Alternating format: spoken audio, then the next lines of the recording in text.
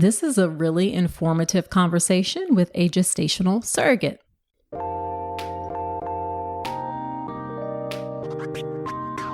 Welcome to the All About Pregnancy and Birth podcast. I'm Dr. Nicole Calloway Rankins, a board-certified OBGYN who's been in practice for nearly 15 years. I've had the privilege of helping over 1,000 babies into this world, and I'm here to help you be calm, confident, and empowered to have a beautiful pregnancy and birth. Quick note, this podcast is for educational purposes only and is not a substitute for medical advice. Check out the full disclaimer at drnicolerankins.com/disclaimer. Now let's get to it. Hello. Welcome to another episode of the podcast. This is episode number 149. Thank you for spending some of your time with me today. So in this episode, we are talking to Ashley Greene, who is a surrogate. And I wanted to chat with Ashley because, one, I know I have a lot of folks who listen who are not yet pregnant, and I thought it would be good to talk about surrogacy as an option to expand your family. Also, there may be some folks listening who are curious about being a surrogate and what it is like. So we're going to talk about that perspective as well. And then the final reason I wanted to chat with her is because honestly, I wanted to know more about the topic too. It's not something that I necessarily know a lot about. So this is going to be a win-win-win for all of us. Now, Ashley is a mom of 3 herself. And then she's also had 3 surrogate babies, twin girls for a same-sex male couple from Spain, and a girl for a Chinese couple from Virginia who had a long struggle with infertility. She is currently the U.S. Surrogacy Case Manager with NESA, N-E-S-A. And NESA is the new U.S. arm of a surrogacy agency called Nappy Endings that was started in the UK by Rachel Westbury. Rachel herself has been a surrogate to 4 babies. And Nappy Endings is passionate about making both intended parents and surrogates feel as comfortable and supported as possible during the process. They believe that due to sensationalized headlines, celebrity culture, and unethical practices that sometimes happen in other countries, surrogacy has not always received the positive media attention that it deserves, and they want to change that. So again, this is a great conversation for anyone who is thinking about working with a surrogate, is curious about it, or who wants to know more about being a surrogate themselves. So we talk about surrogacy from the perspective of intended parents. That is often abbreviated IP. As a matter of fact, when I was looking, doing research for the episode, and I kept seeing IP, and in my mind, IP means intellectual property. But in the world of surrogacy, it means intended parents. We talk about surrogacy from the perspective of the surrogate. We talk a bit about the legal aspects. Spoiler alert, it is quite complex. The relationship between the surrogate and the intended parents, and then how you could go about being a surrogate if you are interested in it. Now, one of the things that we are going to talk about is the importance of planning in this process. And you know what else is important to plan? You know what I'm going to say? A birth plan. Yes, making a birth plan. Making a birth plan can be a great way to help you have the birth experience that you want, especially if you're giving birth in a U.S. hospital, a system that too often takes a patriarchal approach to birth, takes away power from women over what happens in their own bodies, and for some is also racist. Of course, not all doctors and hospitals are like that, but too many are. And you don't know what's what until you do some research and plan accordingly with a birth plan made the right way. And that is what I teach in my online class, Make a Birth Plan the Right Way.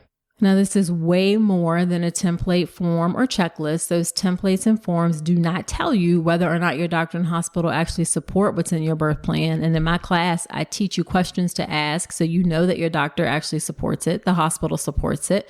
You know how to get folks to pay attention. You know what to include. And I teach you the one thing that most people miss about making a birth plan the right way. So you can sign up for that class at drnicolerankins.com/register.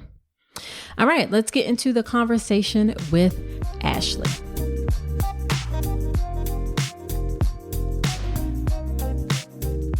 Thank you so much, Ashley, for coming onto the podcast. I'm really excited to talk about this topic of surrogacy. Well, thanks for having me on today. I love talking about surrogacy and spreading awareness on it, and any opportunity I can get to do that, I am just thrilled to have it. Love it, love it, love it. So why don't you tell us a bit about yourself and your work and your family, if you'd like? Sure. So I have been a surrogate twice in the past, and I have delivered 3 babies. So the first set was twin girls, and then my most recent one was just about over 6 months ago, and that was just a 1 girl. So I'm pretty experienced when it comes to the surrogacy realm. I see. Yeah, and then I have 3 kiddos of my own, and then I'm married, obviously. We've been married for 11 years. No, Okay. 10 years. Okay. Don't tell anybody I said I was wrong there.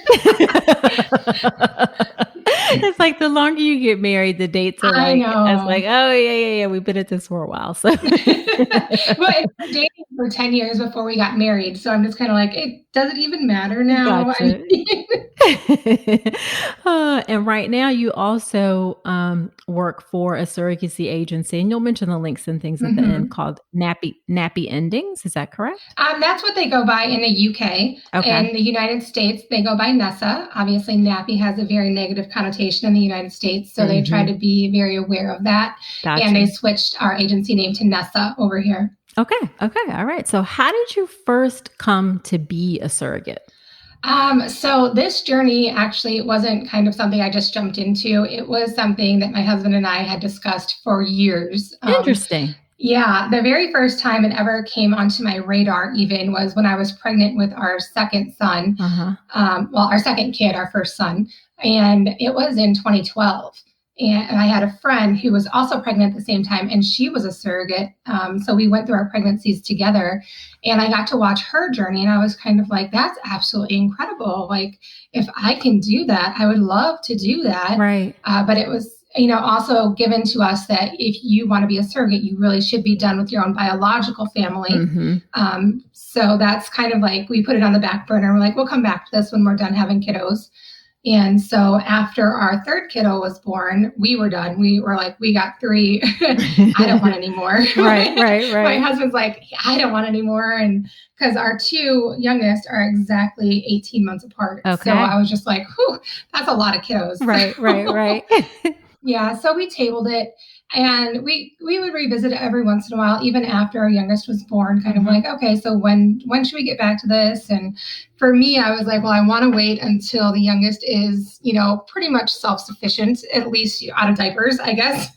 Right. And so, because I know that being pregnant, it takes a lot away from your current kiddos anyways. So I wanted to make sure that they could, do a lot of things on their own before I invested my time, energy, body, emotions into another family. So that's what we did. Gotcha. So what I want to do is talk about the process from the perspective of both the intended parents a little bit, and then the perspective of being the surrogate a little bit. Sure. So let's start with the process from the perspective of intended parents. And I had to look up what that was. I saw IP on the website, and I was like, what does IP mean? It's like, oh, okay, yeah.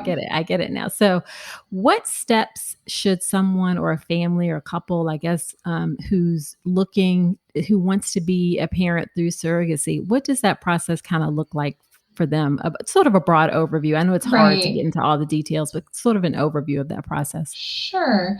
Gosh, when it comes to intended parents, my heart goes out to them so much. You never come to surrogacy as your first choice of building your family, especially our traditional couples. Our gay dads kind of know, hey, this is going to be either this or adoption. Right. That's going to be our family route. But, our traditional couples that come to us, they've already experienced so much heartbreak on this journey of becoming parents, where we are pretty much their final, like, this is it. Right. If this doesn't happen, we're not going to be parents. Right.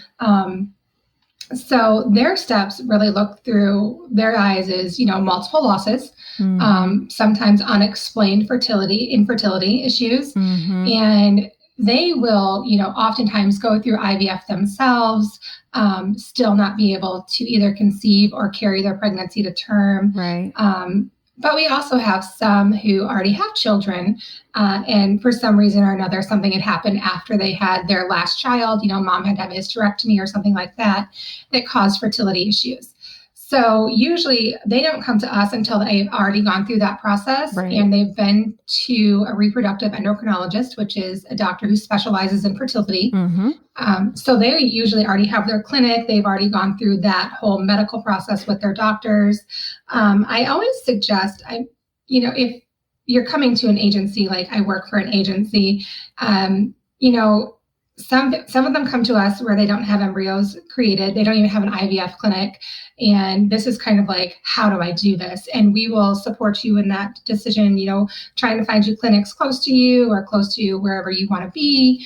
And they'll go through that process with their doctor. They'll make embryos. Sometimes they have embryos tested for genetic abnormalities. Sometimes they don't, and then they'll freeze those embryos. Typically you have a frozen transfer. Sometimes there's fresh transfers, but it's typically frozen that I've seen in our agency. Gotcha. And, so by the time that they come to us, they've already completed all these steps that I'm not even involved in.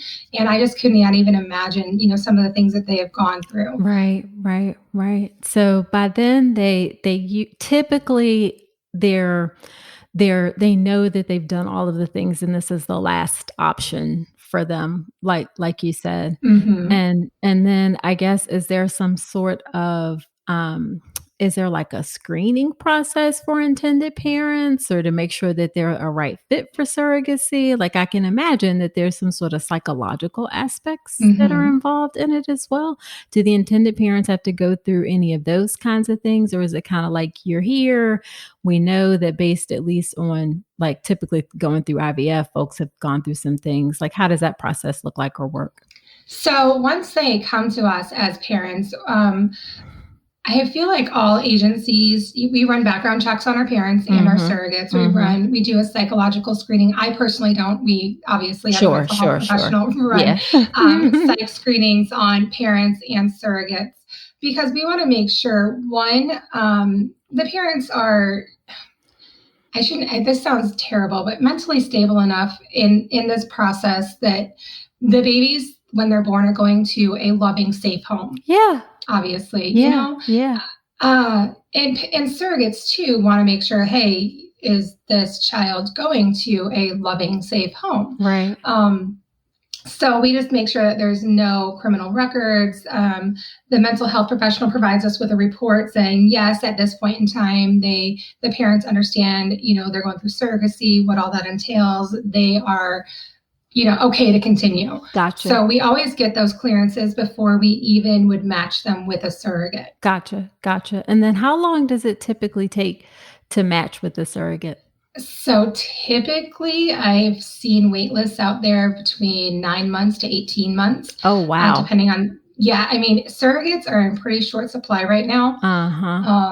Especially with COVID and now different clinics requiring, COVID vaccinations for our surrogates. And there are still some surrogates out there who are like, absolutely will not get vaccinated. And there are clinics who state no vaccination, no medical clearance, no surrogate. So it's tough to find women, one, willing to be a surrogate in the first place. And then two, willing to jump through the hoops now because of COVID. It's just a lot. Not saying it's impossible. Obviously, there's still journeys going on every day. Sure. It's just more difficult in COVID as opposed to pre-COVID. Gotcha. So at least 9 to 18 months. That's good to know. Okay. So then once you are matched with a surrogate, how involved are the intended parents in the pregnancy and the birth? So we as NESA, we believe parents, you get to control as much of this as you want. There's so much out of their control as is, you're counting on somebody else to basically take care of your child for the next 9 months. You have a lot of trust in that woman. And so there's so many other things that you can't control. We want to make sure that however involved you want to be, that everybody's on the same page. So we have some intended parents who are like, I want to be at all the appointments. I want to, which is hard again during COVID, because sometimes you're only allowed, sometimes no support person at appointments, sometimes one. Sure. So we try to make accommodations, FaceTime, phone calls, anything like that. And then you have other parents who are like, I really only want maybe weekly contact, some of them maybe monthly contact, I had one intended parent who she's like, I just want to show up at the hospital and pick up my baby. And I was like, well, okay, we're gonna have a hard time matching you, but we'll try. So it really just depends on what the parents are looking for out of the journey. And when we interview parents and surrogates, we ask those matching type of questions, those match points, like what kind of journey are you looking for? How much contact do you want with your surrogate? How much contact do you want after the birth with your surrogate? Same thing with the surrogate, kind of like what kind of journey are you looking for? How much contact do you want? Do you want contact after birth? That kind of stuff. So we would only match parents and surrogates who have pretty much the same answers to those questions. Gotcha.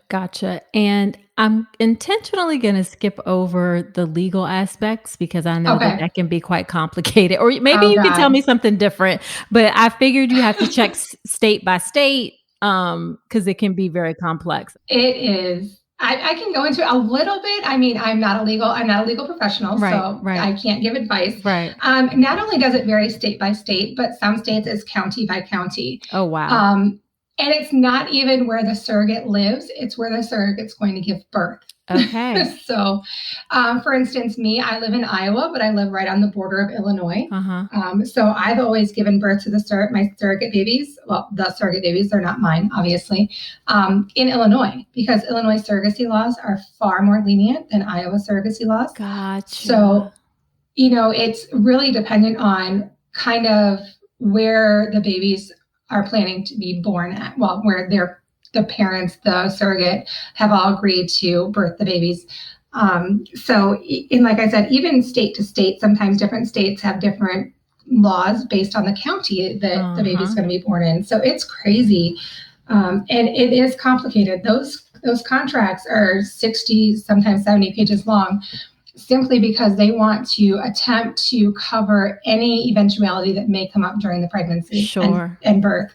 And they are incredibly in-depth, and your lawyer, the IP's lawyer and the surrogate's lawyer, will go over that contract with each one of their clients sentence by sentence. And that is one of the biggest pieces of advice I always give to my surrogates and my intended parents is make sure you understand that contract.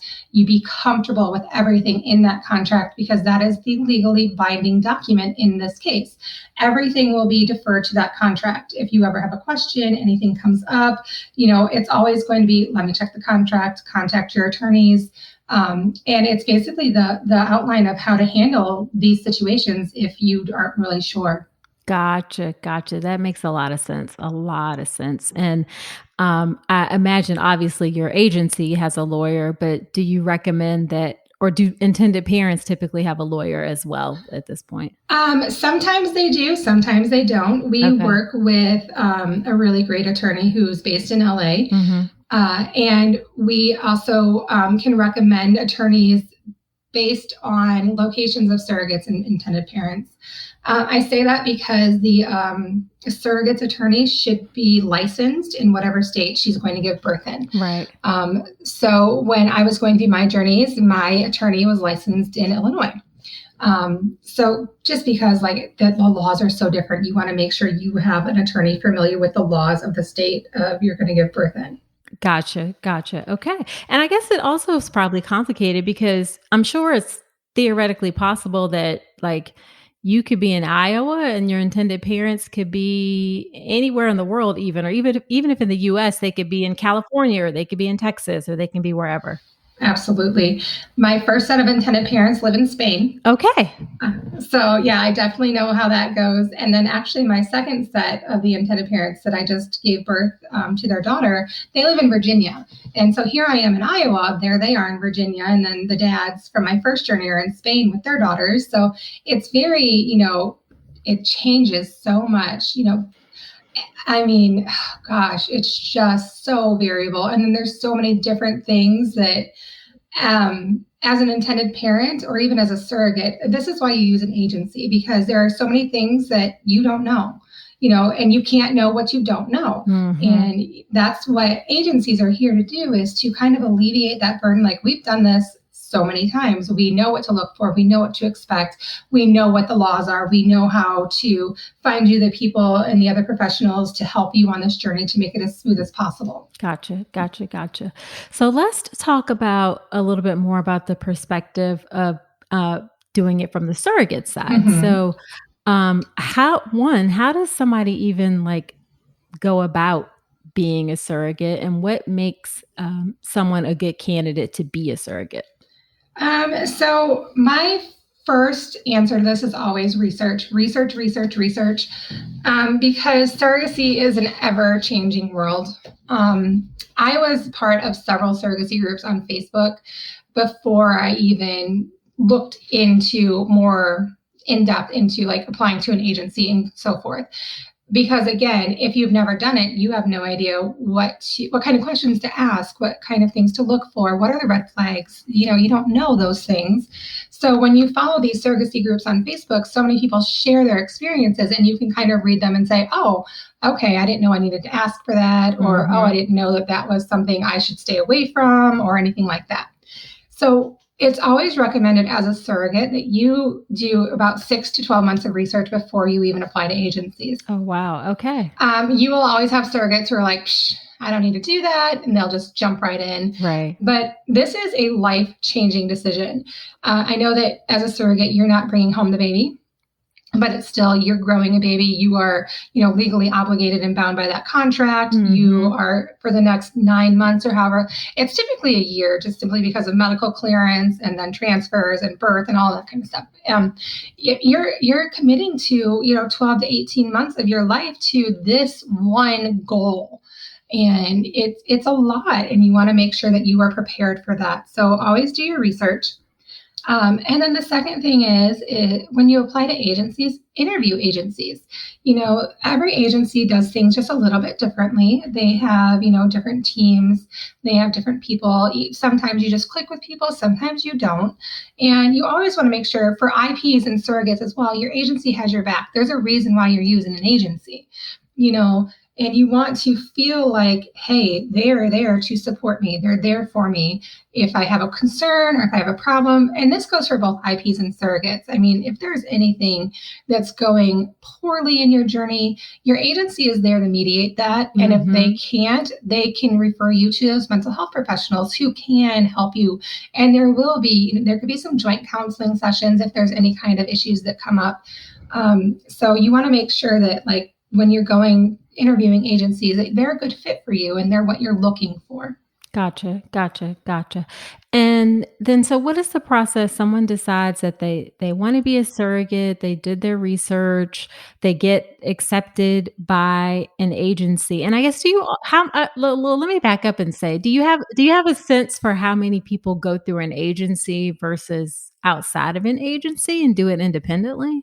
I have seen independent journeys. It's I wouldn't say it's rare, but it's more rare than people using agencies. Got it. And I would only say that simply because most of the time, independent journeys, they don't put themselves out there as much as agency journeys do. Mm-hmm.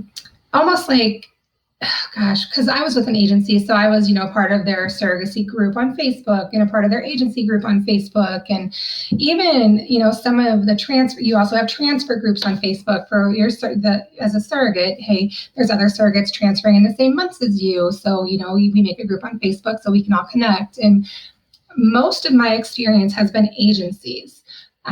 It's kind of changed a little bit over, I would say, the last 6 months, just kind of following along that independent journeys are becoming more common because I feel like, parents are kind of like, hey, if I can do this without an agency, it's going to save me money. Right. So why don't I do that? Right. And I feel like they're kind of being more vocal about it as opposed to previously where it was just like, oh, everybody goes through an agency. Okay.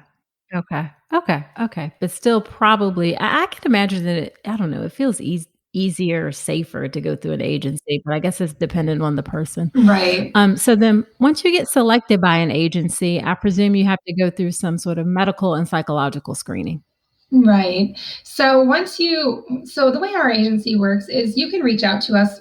We're all on Facebook. The founders are on Facebook. I'm on Facebook.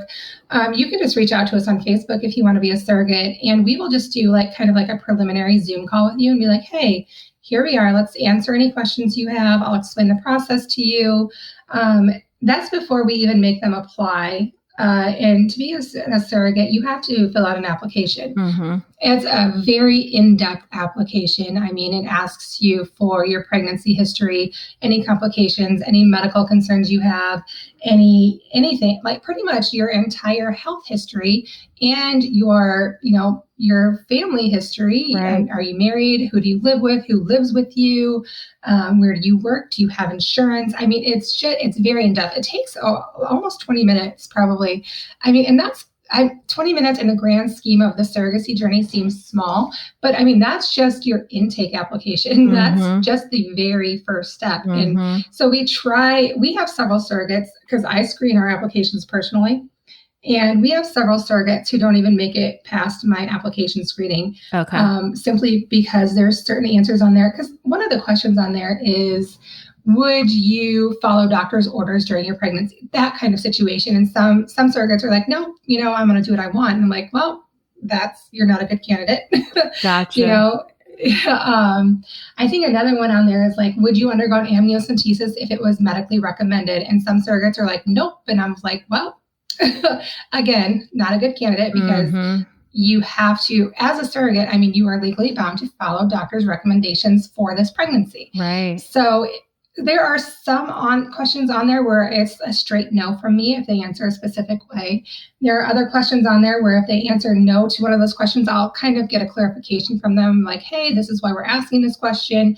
If this instance comes up, would you be willing, and sometimes they change their answers. Sometimes they're like, no, want a holistic natural pregnancy, don't want medications, don't want to do this, this, and this. And I was like, we're not the agency for you. Mm-hmm. So, I mean, it's a very in-depth application process. And once we have the application, we will schedule another Zoom call with our surrogates, kind of, I call those the intake phone calls where, hey, got your application, your answers look great, here's the next steps. And even then, those next steps I will send them out an email with all the releases and all the paperwork that they, again, need to fill out just to be brought into the agency.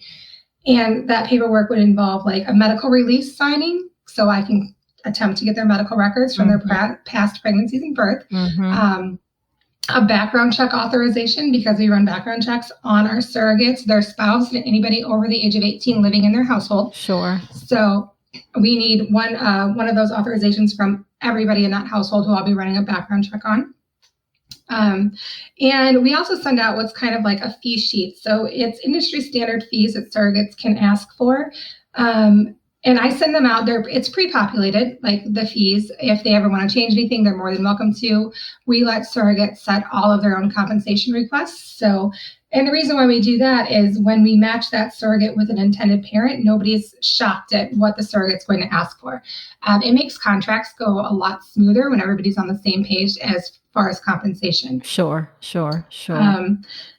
And from there, then I would, after they fill out all of those papers, send them back to me. I will request their medical records, and medical record requests are ridiculous. I mean, oh my gosh, they are awful. And with COVID, it's even worse. And it takes forever. I'm sure. It really does. So there are times where I'm like, I'll contact our surrogate and be like, hey, can you go to, your doctor's office or the hospital and sign a release to have them send the records to me? Simply because as an agency, you don't want to receive records from your surrogates personally because you never know if they're altered. So you want to make sure you're getting those records directly from, the hospital or the doctor's office themselves. Oh, wow. So this is very, very serious for sure. Oh, yeah. For sure. Oh, for sure. Yeah. Oh, yeah. So then what are the responsibilities of the surrogate? And you talked about a bit, you talked about this already a bit, but during the pregnancy and birth, it sounds like they really have to do whatever is medically recommended. So we recognize in the contract, even it says, these are the intentions. However, we recognize, autonomy of our surrogate. Mm-hmm. There are choices that can be made that, it's because it's her body, she gets to make those choices, whether it's contractually obligated to make those or not. And that's why I always say, make sure you know what's in that contract and you're comfortable with it, because again, there are legal ramifications if you don't follow your contract. Got it. When I say that, I'm kind of referring to the fact where it's called a breach of contract either way. If the parents do something that they shouldn't be doing, or if the surrogate does something that is, not following their contract, it's called a breach of contract. And that can open up a lawsuit. It can also stop surrogates' compensation. So, it's hard because, again, we recognize autonomy. At the same time, you are legally, obligated to follow your contract. So it's a fine line to walk. It for sure is. But normally surrogates don't go into surrogacy going, I'm going to do what I want. Right. Right. They go into it with the ultimate goal of, I am giving this family a gift that nobody else can. And for me personally, as a surrogate, that for me was like, it's my responsibility to keep this baby safe and healthy until I can turn it over. And I always say it's almost like this internal pressure. Nobody puts this pressure on you. Your agency doesn't, the parents don't. It's you yourself going, this has to go perfectly, because they've already experienced so much heartbreak and so much heartache that this needs to go perfectly. And it's just this inside pressure where you're like, I need this to go well. Right. And you always have those instances, for one reason or another, there's a miscarriage or a failed transfer or any other kind of, abnormality of the baby. And we recognize those are out of your control, but it's still, as a surrogate, you're like, can I cuss on this? Sure, go for it. Okay, because as a surrogate, you're just like, damn it. Like, yes. Why? Because, you come to surrogacy as a surrogate knowing you can grow babies. I mean, knowing this is what your body can do. It's done it before. And when it doesn't work out, especially when other people's hopes and dreams are on this pregnancy, you're just like, son of a bitch, like, what is going on? Yeah. I actually had that with my last journey where they only had 2 embryos and we transferred the 1 and everything was going fine. And then we had our first trimester screens and the AFP came back elevated, which could be signs of spinal bifida and, other issues. And for me as, the surrogate, I was devastated. I was like, what? No, that's not okay, God. We need to talk about this universe because they want this baby so badly. She needs to be perfect. So, I mean, I broke down crying, and it's not my baby. But it's still this responsibility that you feel that, they are counting on you to do these things. And it's, like I said, I couldn't imagine, the journeys that the parents have walked up to this point with those kind of losses. Gotcha. It just opens up your eyes to a whole different realm of emotions that you don't think you would ever have, but you do, because again, you want it to go well. You want to give these parents their dream. And when it doesn't and there's bumps in the road, it's just kind of like, son of a gun. Gotcha. So I'm guessing you do a lot in that pre-screening process to identify people who are coming from a place of, I want to help. And they should be compensated for it, but Absolutely. They want to help, but they're not coming from the place of, I'm just trying to make some money. And can I do this to make some money? I'm guessing you try and screen to find people who are actually committed to the servant piece or wanting to really be helpful, I guess. Yeah, absolutely. And that's a lot of what the psych screening does as well. It kind of weeds out those people who are like, I'm just here for the money. Now, I'm not going to lie, the compensation is helpful, especially with you as a surrogate have a financial goal that you want to meet. It's helpful. And anybody who's like, I would do it for free. God bless you. Right. Because holy cow, it's a lot. Right. And It is a lot. Right. And there are altruistic surrogates out there who are like, I don't want any compensation, just pay the medical bills that are associated with it. Right. And, and those women, like, hats off to you ladies. You are angels on earth, because wow. I just wow. It just, I mean, it is a lot. I mean, I think there's nothing wrong with being compensated for it. It's a lot, emotionally and physically. So I guess why don't we address that? Like, how much money what are typical rates someone could get paid for being a surrogate? So at our agency and most, a fair percentage of agencies, we let surrogates set their own base compensation. Okay. When I say base compensation, I am referring to just the compensation that she gets for being pregnant and carrying the baby. Okay. There are other fees outside of base compensation, like medication start fee when she starts injections, or transfer fees, I've even seen things like contract signing fees, which I'm at that point, I'm like, what are you doing? Right. Like, you signed a contract. You knew going into this, you were going to sign a contract. I mean, there are some times where I look at some of the fees surrogates send to me and I'm just like, no. Right. No. Right. Gotcha. And then, so there are those outside of the base compensation, but the base compensation usually for a first time surrogate, I would say with non-surrogate friendly insurance, would be about $30,000. Oh, wow. Yeah. And I would say a California surrogate who maybe even a first time California surrogate with surrogacy friendly insurance, it can be upwards of $50,000. Okay. And it's very variable. I mean, it's variable on what kind of insurance you have, what kind of job you have. Sure. Are you experienced? Are you not experienced? Where you live?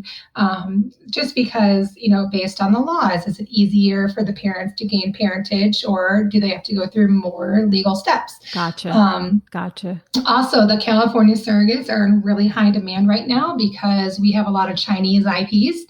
And they want California surrogates because that's just a quick flight from China. Well, quick, 20 hours from China to California. Right. So much quicker than, say, China to New York. So a lot of our Chinese IPs are wanting California surrogates. And the way supply and demand works, if demand goes up and your supply is down, price goes up. Sure. Okay. So, I mean, you can make a reasonable amount of money being a surrogate for sure. So then how much does it cost for intended parents then? Oh, God. So this question is always the most difficult when parents ask me this, simply because there are so many variables. Right. So when I give you this range, you're going to be like, it's $60,000 difference. Like, how is that possible? Right. So typically with an agency, intended parents can spend anywhere between $80,000 to $140,000. It depends. And that doesn't surprise me. I mean, you take into account lawyer fees, agency fees, all of those things, medical cost, blah, blah, blah, blah, blah, or whatever. So yeah. So what goes into that then? I guess I kind of mentioned a few things. But Right. So obviously agency fee. Then you also have lawyer fees, your IVF clinic fees, medication fees, because the surrogate's medication isn't covered by insurance. That's paid out of pocket by the parents when we're talking about, medications for transfer, progesterone, estrogen, all of those injectable medications, or anything up until pregnancy is confirmed is paid for by the parents out of pocket. It's not covered by insurance at all. So it's expensive. I would have to say, gosh, I got a bill one time for one of my journey this last journey, and one vial of my medication was $600. Yeah, it can be expensive. Very expensive. And that's why it varies so much, because, you have agency fees, IVF clinic fees, medication fees, lawyer fees, and then you have surrogate's base compensation, any of her fees, lost wages, because if your surrogate's working, you'll be paying her lost wages. If she's married and the spouse needs to go to any appointments, you have to pay his lost wages or her lost wages if their partner's lost wages. Wow. You have to pay those. If your surrogate goes on bed rest for some reason during the pregnancy, I mean, there are, you pay lost wages for her to be on bed rest. You pay a house cleaning charge so somebody would come up and clean her house, childcare charges so somebody can watch her children because she's on bed rest because she's pregnant. She can't do these things. So that's why it varies so much. Because if you have, a surrogate, you transfer 2 embryos, one of those embryos splits into triplets, like 13 weeks, that surrogate's going to be on bed rest for the next 20 weeks. So it's a lot. So obviously, from the perspective of an intended parent, you have to be pretty wealthy or have some sort of means in order to work with a surrogate. I mean, and I'm not surprised by that. It's what it is, what it is. And in our, society, even IVF for some people can be, cost prohibitive, but now we know. Absolutely. Yeah. So, and I wanted to circle back to what happens after the child is born and like the transfer between the surrogate and the intended parents. And then also like how involved is the surrogate in the child's life after birth? Sure. Well, I would say as soon as the baby is born, as soon as that baby is born, the intended parents are the guardians, the legal guardians. They make all the medical decisions, all the legal decisions for that child. For both of my births, the parents were right there in the room with me. Okay. And that was even with COVID this last time because I just gave birth in March. So it was my husband in there and the baby's mom and dad. Not typical during COVID right now. Sometimes you're only allowed one support person, sometimes none. However, our hospital, because it was a surrogacy and they knew that, they do allow the parents to be in there as well. Because of that reason, I mean, as soon as that baby is born, those parents are the medical power of attorneys. They need to be there if there is a medical decision that needs to be made for that child. So as soon as that baby is born, like it was even... They basically cut the umbilical cord, took her over to the warmer, wrapped her up, made sure she was okay, gave her to the parents. It's nothing like this is not my baby. Even after it has to be a question after this, the last surrogacy about the baby. And I was like, I don't know, ask her mom. Right. Like, I'm done. Right. I birthed her. I am done. Gotcha. Gotcha. So that's very clear. And that's established ahead of time that everybody knows, the hospital knows, that everybody knows, like these are the intended parents. Okay. Yep. And then what about breast milk or do surrogates ever like pump or provide breast milk for the child afterwards? So all of these situations are all covered in the contract before you even go to transfer, including breast milk. So for me, I breastfed all of my babies. The last couple, listen to me, the last couple, like I have 7. My last 2, breastfeeding was difficult for me. And pumping was difficult for me. So going into these surrogacy journeys, I'm like, I'm not doing it. I will not breastfeed. I will not pump. Other surrogates are like, absolutely, I'll breastfeed in the hospital if you want me to. I'll pump if you want me to. It's a very personalized choice between surrogates and parents. And you can go either way. Yes, you will. No, you won't. Sometimes I will. Sometimes I won't. It's all written in that contract. And if after the baby's born, you change your mind, you can always amend the contract, or it even says in there kind of like the intent is to breastfeed. However, if surrogate decides not to breastfeed, kind of like, okay, like it's one of those, you're not obligated to do it. You can if you want, you can if you don't want to. So it's very a personal decision. Gotcha. Okay. So really the contract is like the goal, like that's it's like the holy grail of surrogacy. Yes, where everything goes back to is that contract. Everything. It deals with what happens if there are problems in the pregnancy, what happens if the baby's born early, what happens, all of those things are covered in great detail in the contract. Everything and that's why it's so important to get a lawyer who is experienced in third-party reproduction, because they've seen it. Or if they haven't seen it, they've heard of somebody who's seen it. And, they know what to put in there, how to word it, because they've been there, they've seen it, they've seen these situations come up there where they're like, okay, from now on, we need to put that in there.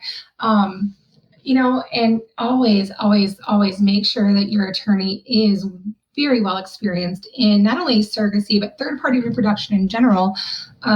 Just to make sure that they know what to look for. They know what to put in there. They know what situations can come up, have come up, will come up.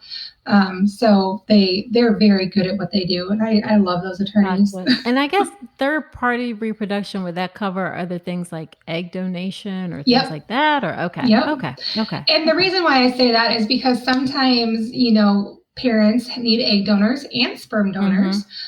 Some parents adopt other people's embryos. So these embryos are not even biologically related to the parents. It will be transferred into the surrogate, which causes a whole nother mess of issues because in some states, the surrogate has to know either the egg donor or the sperm donor, like they have to know them in order for the clinic to transfer those embryos. So it's very, again, third-party reproduction. You need people who are very good at their jobs. Gotcha. Now, do surrogates ever do egg donation also? You can. Egg donation, there is a cutoff for age. Typically, egg donors are younger. Surrogates tend to be a little bit older because you want a surrogate financially stable. You also want her in a stable living condition. And that typically comes, not to knock those 22-year-olds, but financial stability, home stability, things like that tend to come a little bit later than 22. Yeah, that makes sense. Yeah. And you said recommend being done with childbearing themselves. Right. So, yeah. Absolutely. That you kind of want to be done with your own family because secondary infertility is a thing too, where your surrogates could go through, be a surrogate, and sometimes the hormones and things that you're required to take or inject can cause infertility in the surrogate. Or if something were to go wrong during the pregnancy or something, and she needs to have, an emergency hysterectomy. I mean, it happens. It really happens. So it's always recommended that you as a surrogate are done because if you're not, you might be the intended parent the next time. Gotcha. So then as we wrap up, what would you say is the most frustrating part of your work? Oh, God. Watching people not be able to become parents. Like they have been there, they've done it, they've done everything that they're supposed to do. And for some reason, transfers just don't work. Gotcha. It's so heartbreaking for me because I'm like, you have walked this road so long and this is it. Like this, say they could only go in for one egg retrieval on mom and, she only gets 3 embryos and they've transferred those 3 and she can't go back in, that's it. Like aside from adopting embryos or having an egg donor and husband's sperm or something like that. I mean, this is financially, they probably can't go any further. Like, it's frustrating because everybody deserves to be a parent. And when for some reason the universe just doesn't line up for those people, it's frustrating for me. So I couldn't even imagine what they would feel like. Yeah, I'm sure. Then on the flip side, what's the most rewarding part of your work? And I can probably guess that, but what's the most rewarding part? Oh God, making families. I mean, it's a privilege to be able to be on this journey with parents who are putting absolute trust and faith in you as, an agency. Hey, I know you can do this. I know you will get me the right surrogate. I know you will provide me with the right resources. At the end of the day, you will be a key in making sure that, everything goes smoothly. I have the journey I want. And at the end of the day, I have a baby. It's incredible. It's, so at Nessa, we're new. We haven't had a birth yet. We actually have our first transfer in December, which I'm freaking excited about. Yeah. But even as a surrogate, just knowing that you're giving these parents something that one, they didn't think they would ever have.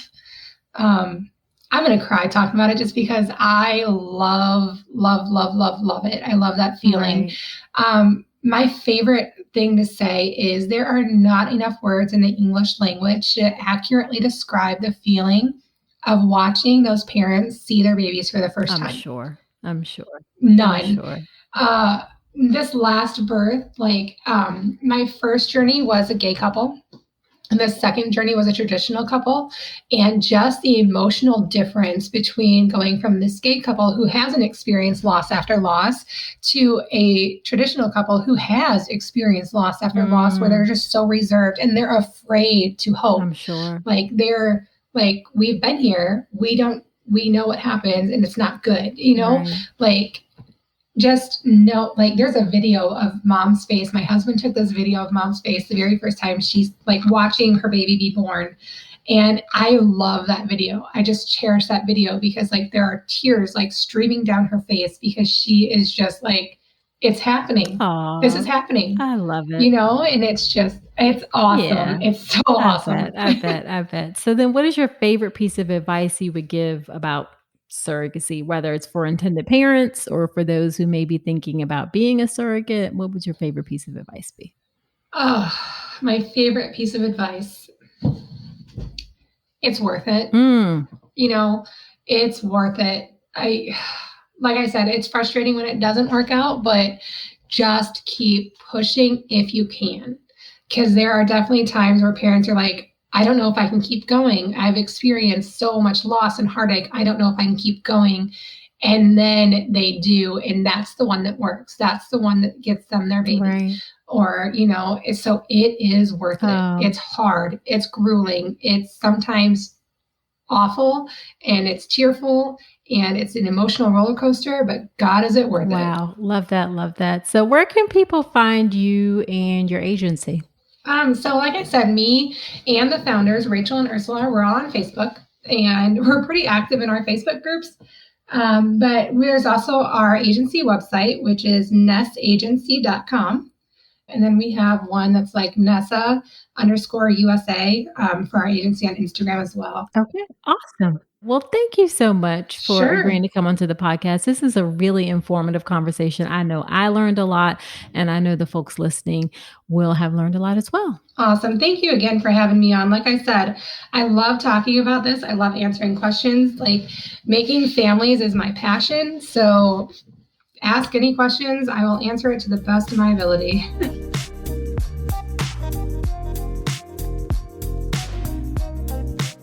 So wasn't that a great and really informative conversation? I learned a lot about surrogacy, and I'm sure you did too.